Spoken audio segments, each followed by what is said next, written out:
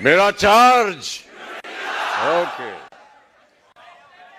मंच पर उपस्थित त्रिलोकचंद जी, प्रेमचंद जी, मनोज जी, कटारिया साहब और यहाँ पर उपस्थित सभी भाइयों और बहनों, देवियों और सज्जनों, सबसे पहले मैं अपना आभार प्रकट करना चाहता हूँ कि इतना भव्य स्वागत आपने किया मेरा, और जितने भी यहाँ पर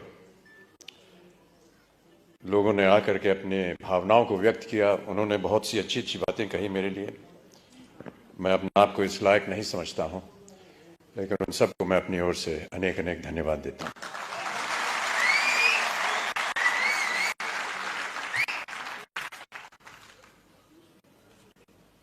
यहाँ पर जब मैं आया तो कार्यक्रम के आरंभ में आपने फूलों से मेरा स्वागत किया, पुष्पों की माला पहनाई, और मैं ऐसा मानता हूं कि ये जो पुष्पों की माला आपने मेरे गले में डाली, उसे मैं एक वरमाला के तौर पर देखता हूं। और ये जो वरमाला आपने मुझे पहनाई है, इस नाते से मैं आपके परिवार का एक सदस्य हो गया हूं।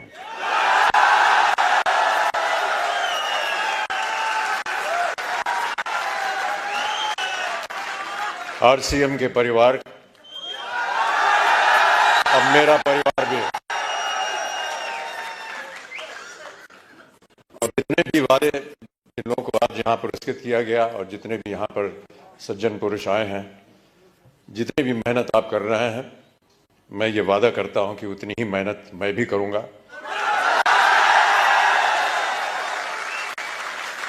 ताकि जितने भी मापदंड लगाए गए हैं, वो चाहे 2500 के हों, 1000 के हों, 2000 के हों, उन सब में मेरा योगदान रहेगा। और जब जब आप लोग चाहेंगे कि मैं उपस्थित हूं आपके सामने, मैं अवश्य यहां पर हाजिर हूं।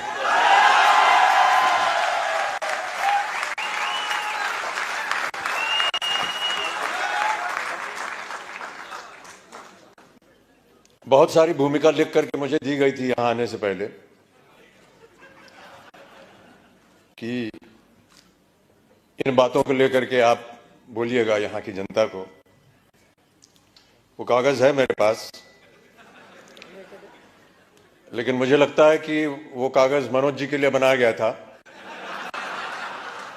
वहां से गायब करके मेरे पास आ गया। फिर भी मैं ऐसा मानता हूं कि उसकी आवश्यकता नहीं पड़ेगी।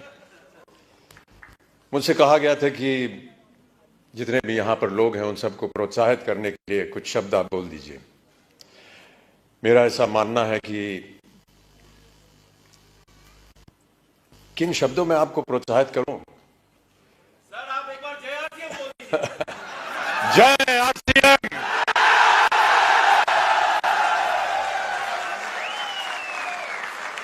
और मैं यही कहने वाला था कि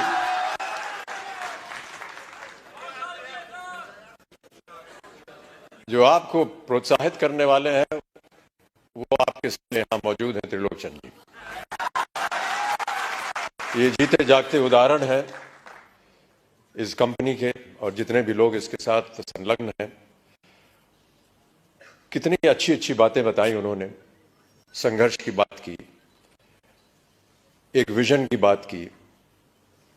बहुत कम लोग ऐसे होते हैं विश्व में जो दूरदर्शी होते हैं,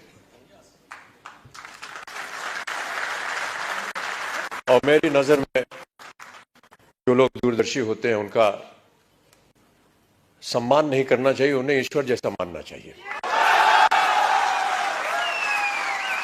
हम और आप तो शायद नहीं देख पाएंगे कि कल क्या होगा, लेकिन इनकी नजर में होता है, और वो देख पाते हैं कि आगे आने वाले दिन कैसे होने वाले हैं।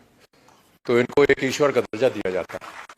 मैं ऐसा मानता हूं कि आप लोगों को एक ईश्वर की तरह त्रिलोकचंद जी आपके सामने मिले।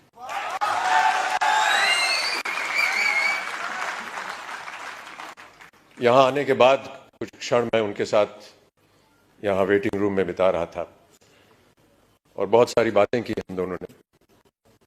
और उन्होंने बात बताई कि कुछ संकट हुए उनके जीवन में। तो संकट हम सबके जीवन में होता है, और बहुत अच्छी बात कही उन्होंने कहा कि जब तक हर एक के जीवन में कोई दुख दर्द संकट नहीं आता, तब तक हमें पता नहीं चलता कि जब अच्छाई होती तो उसका मूल्य क्या होता है। और मैं इस बात को भी मानता रहा, क्योंकि मेरे जीवन में भी कई ऐसे क्षण आए जहां पर मुझे संघर्ष करना पड़ा। कई बार हताश होकर के मैं पूज्य बाबूजी से, जब वो जीवित थे, तो उनके सामने जाकर के कहता था कि बाबूजी, जीवन में संघर्ष बड़ा है। तो उन्होंने बहुत अच्छी बात बताई। उन्होंने कहा कि बेटा, जब तक जीवन है तब तक संघर्ष है।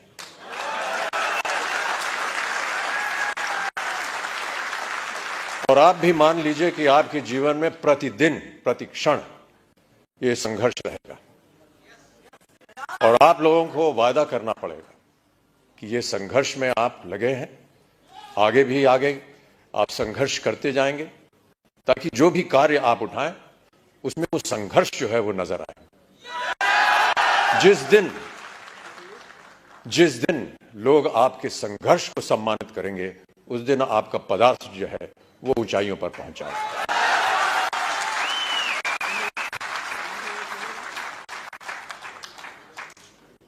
माता पिता का सम्मान करना हमारी संस्कृति रही है भारत में, और हम सब हमेशा उनकी बातों को याद रखते हैं। कई बार बाबूजी से पूछता था कि मेहनत करने के लिए क्या करना चाहिए। उन्होंने कहा कि काम करना चाहिए और समय से काम करना चाहिए। एक संस्कृत का श्लोक उन्होंने मुझे बताया कि सूर्योदय चास्तमय चशाइनम जहाति लक्ष्मी रवि चक्रवर्तीनम। माने ये कि सूर्य उदय होने से लेकर के और अस्त होने तक जो इंसान सोता है, वो चाहे चक्रवर्ती राजा भी क्यों ना हो, उसकी धनराशि जो है वो गायब हो जाती है। तो सूर्य उदय होने से पहले आपको उठना पड़ेगा और न्यूट्रीचार्ज को आगे बढ़ाना पड़ेगा।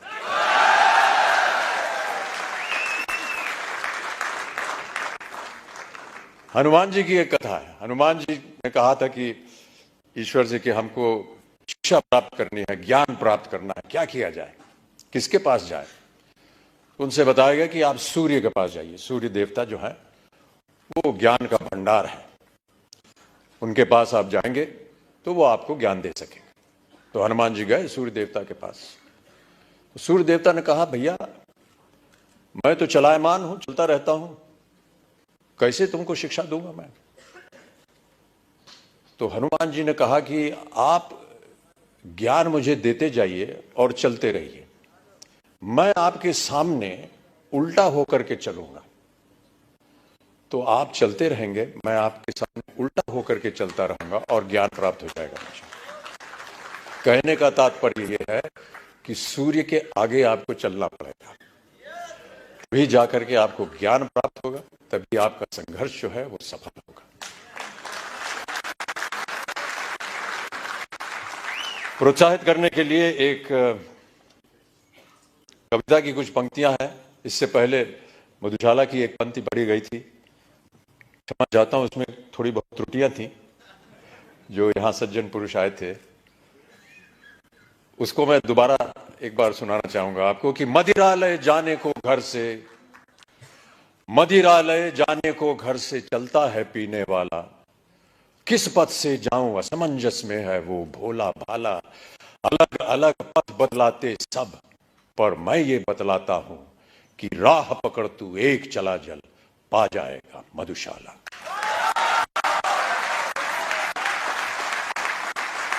एक और बहुत सुंदर कविता है, उसके कुछ क्षण पढ़ देता हूं आपके लिए। यह है, लहरों से डरकर नौका पार नहीं होती और कोशिश करने वालों की कभी हार नहीं होती। नन्ही चींटी जब दाना लेकर चलती है, चढ़ती दीवारों पर 100 बार फिसलती है।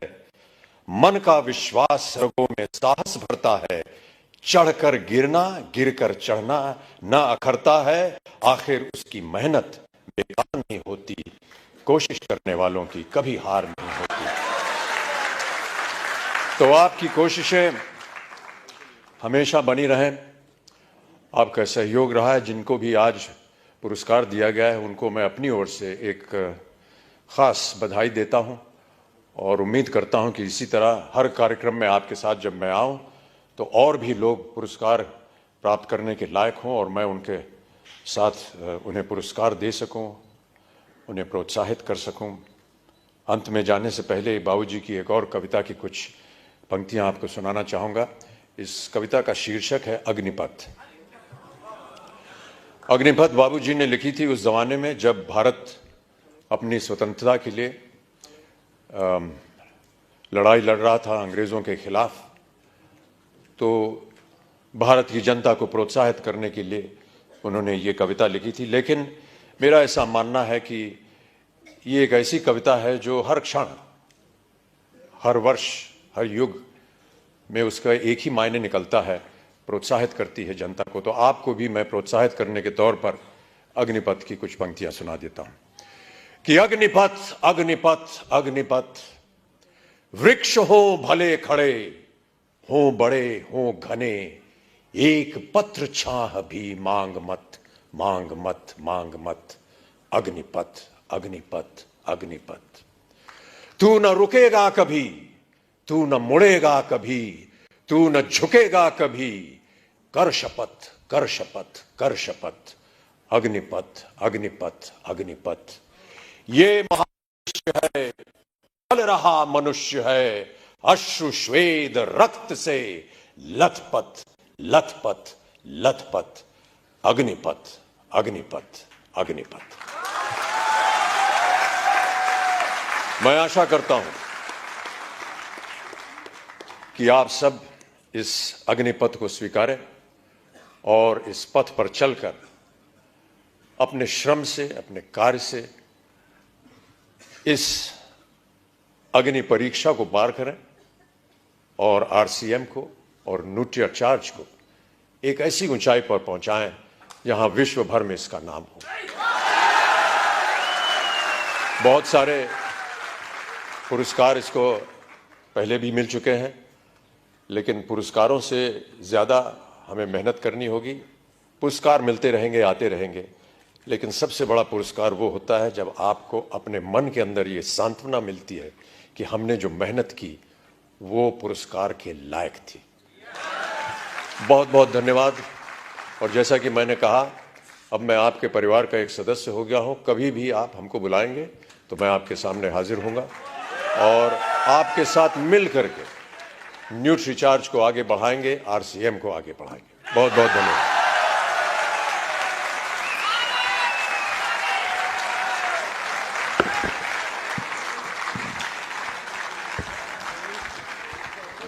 Thank you so much, sir, for those kind words and for gracing this occasion.